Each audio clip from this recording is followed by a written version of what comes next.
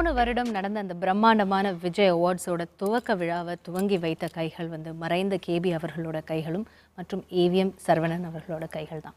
அந்த ராசியான கைகளோட முடிவு தான் பார்த்தீங்கன்னா நம்மளுடைய 8th ஆனுவல் விஜய் அவார்ட்ஸ் ரொம்ப பிரம்மாண்டமாக இருந்தது, ரொம்ப ஸ்பெஷலான ஒரு மொமெண்ட்டாக இருந்தது. அதே மாதிரி இந்த 9th ஆனுவல் விஜய் அவார்ட்ஸோட துவக்க விழா லண்டனில் நடக்க போகுது. அப்போது லண்டன் மாநகரத்துலேயும் நம்ம என்டையர் வேர்ல்டில் இருக்கிற எல்லா தமிழர்களுக்கும் பிடிச்ச ஒரு 2 தமிழ் ஆர்டிஸ்ட்டை கூட்டிகிட்டு போகணும்னு நினச்சோம். அஃப்கோர்ஸ் அதுக்கு ரொம்ப ஈஸியான ஒரு ஆன்சர் எங்களுக்கு கிடைச்சிது. வேறு யார் கரெக்டாக இருப்பாங்க? திரு தனுஷ் அண்ட் திரு அனிருத் அவர்களை தவிர.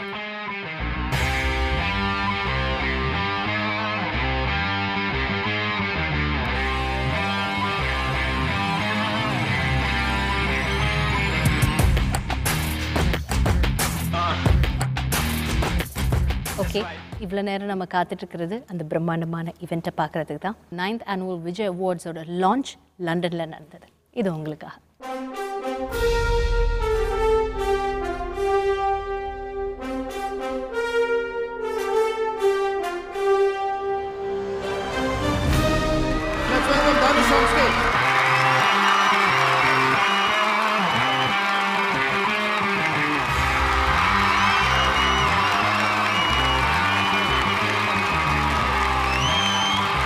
ரகுவரன் இது வரைக்கும் வில்லனாக தான் பார்த்தேன், ஹீரோவை பார்த்து இனிமேல்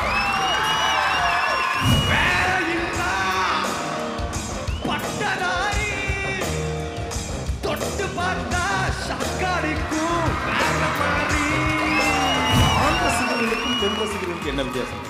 ஆண் ரசிகர்கள்னா என்னை பார்த்த உடனே அவங்களுக்கு பிடிக்கும், பெண் ரசிகர்களுக்கு என்னை பார்க்க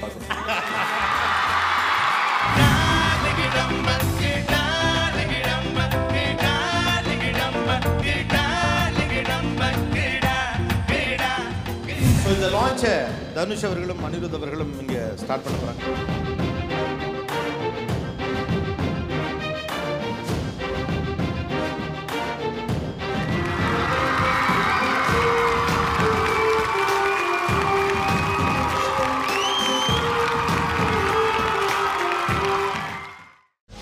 துள்ளுவதோ இளமை வெறும் அதிர்ஷ்டத்தால் கிடைத்த மச்சம். ஆனால் ஷமிதா அசுரத்தனமான இவர் நடிப்பினால் எட்டிய உச்சம். இவர் அடுத்த எம்ஜிஆரும் அல்ல, அடுத்த சிவாஜியும் அல்ல, அடுத்த சூப்பர் ஸ்டாரும் அல்ல, அடுத்த உலக நாயகனும் அல்ல. இவர் எந்த மரத்தின் விழுதும் அல்ல, புதிதாய் விழுந்திருக்கும் விதை. முதல் தனுஷ்.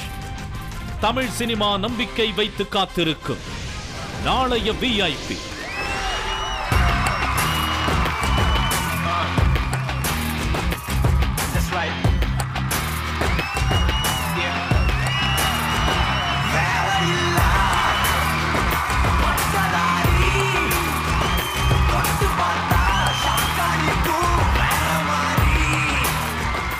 எப்படி இருக்கு?